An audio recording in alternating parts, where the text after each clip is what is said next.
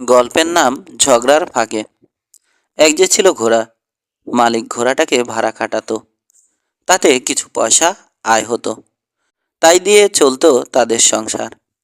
একদিন গরমকাল, এক পথিক পথ চলতে চলতে ক্লান্ত হয়ে পড়ে। তখন সে ঘোড়াটাকে ভাড়া করে। কিছুক্ষণ পথ চলার পর গরমে হাঁপ ধরে গেল লোকটার। মালিকের অবস্থাও একই রকম। দুজনে তখন জিরোতে লাগলো।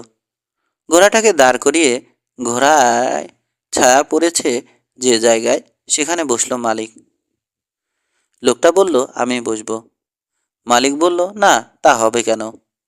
আমি তো ভাড়া দিয়েছি ঘোড়া, ঘোড়ার ছায়া তো আমি তোমায় ভাড়া দিইনি।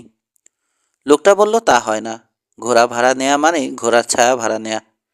এই নিয়ে লেগে গেল দুজনের মধ্যে তুমুল ঝগড়া, কথা কাটাকাটি, তারপর মারামারি। এই ফাঁকে ঘোড়া দিল দৌড়। তারপর কোথাও খুঁজে পাওয়া গেল না সেই ঘোড়াটাকে। নীতিবাক্য: ছোট ব্যাপার নিয়ে ঝগড়া করলে ক্ষতি হয় প্রচুর।